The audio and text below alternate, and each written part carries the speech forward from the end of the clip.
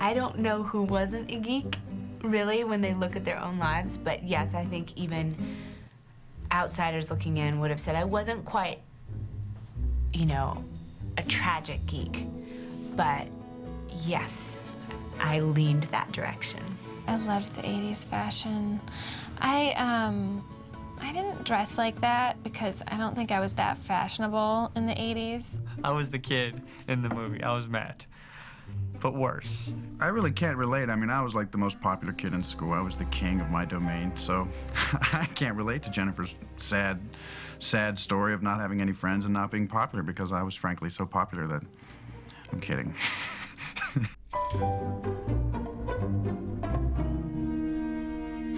I was a band geek because I was in the marching band. I was always in a parade with a big, you know, white felt hat on, a Q-tip, with the saxophone, with the music coming out and up like this, screwed in. I'm proud of those pictures. I love being in the band. I was not in sports, although I was the water girl or the manager of the football team for a couple of years, and I did, or for a year, my senior year, and I did start up a pep band for the basketball team because I thought it was unfair that they didn't have a band and the football team did, so I took it upon myself to start the pep band. My best friend was a cool girl, but she was like the most popular, had the cutest clothes, had total blonde hair, blue eyes, beautiful, you know, straight A's. We actually became friends. We weren't because I was such a geek that when we were younger, she was kind of too cool to be my friend and I didn't even try. I mean, I was just kind of like, stayed away from her. We just were together every day, and then at 15, we had a project to do together in school, and we incorporated dance into it somehow. And then we've been best friends ever since then. I did date one of the cool guys. He kind of reached into the group of geeks and plucked me out and brought me to high school stardom. And that kind of upped my cool factor quite a bit, just being friends with her and dating the guy.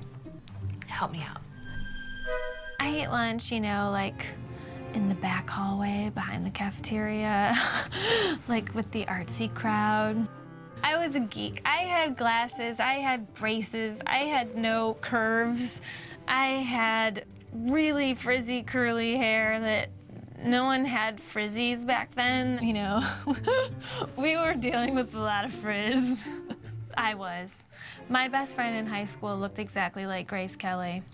She was so beautiful, it was disturbing. So I felt even uglier all the time, and all the boys asked her out. No one ever asked me to a dance, not one. Not one dance.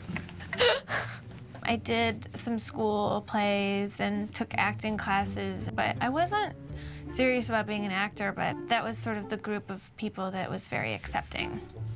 So that's where I found myself. Someone told me some advice once that if you can't sing, sing loud.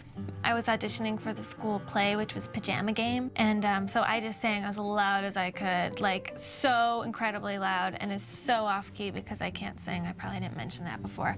I can't sing to save my life. So I sang really loud, and I got cast as Gladys, the secretary, and I had a solo. So I was freaking out, and the guy I have my solo with, I'm dancing with during my solo, he was a very good singer, and so he would hum in my ear so that I could hear the notes. Anyway, when we were doing our first performance, I had a microphone on, and everyone in the audience could hear Jeff Danner humming my notes in my ear so that I could try to hit them, which I still didn't even do, but I was loud. And people laughed really hard at me. As I look back, I have such fond memories of high school and of my friends in high school, but at the time I remember feeling like it was the most horrifying experience. And I thought college has gotta be better, and I think that's why I went. I started junior high in Kenosha, Wisconsin, and then I moved to Virginia Beach. Kenosha, Wisconsin at the time was about 10 years behind Virginia Beach in fashion. I showed up with my earth shoes, my moon boots, Kmart polyester sweater, copy Star Trek uniform shirt, and my big old 70s afro. You know, I had braces and I had really bad acne, and I was just absolutely pummeled by all the surfers with their surf shorts and their shirts. You know, they wore t-shirts and jeans to school with flip-flops, you know. After a couple of years of being there, I got my hair cut and actually got, you know, some surf shirts and all that.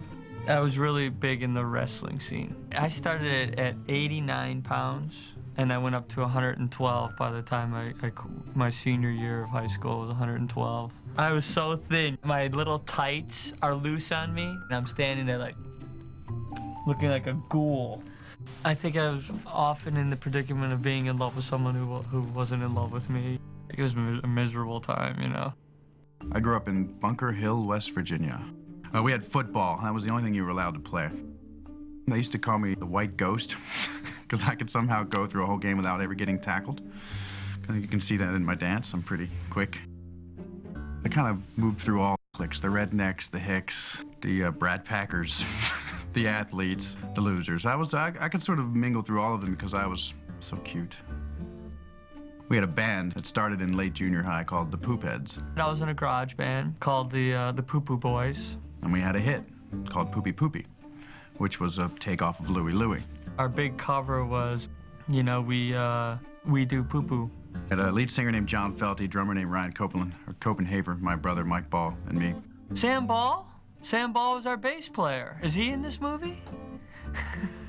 We were marketing geniuses. We sold 500 cassette tapes that we recorded on a double cassette for like 4 days, just nonstop. We had T-shirts with a big toilet bowl on it that said Poop Heads. And then we had a big following. People used to wear like these styrofoam chunks of poop on their head. No, I was in a punk rock band. We sucked. So we started getting some radio play, and we got our first gig, grand opening of Walmart. And they had no idea what we were. They just knew we had this hit song, Poopy Poopy. We were the Poop Heads. So the Walmart's opening up. It's the grand opening. It's Sunday afternoon, and we have a stage set up in the middle of Walmart. So we just start. We go into Danzig's Mother. And there's a mass exodus. Everyone's running out of Walmart. The manager's like going like, stop! Everyone's running and leaving. Cut! So we had to stop. We got through half of a song at Walmart, and we were shut down. So that was my first artistic failure. And I stumbled for quite a few years after that, but now I'm back.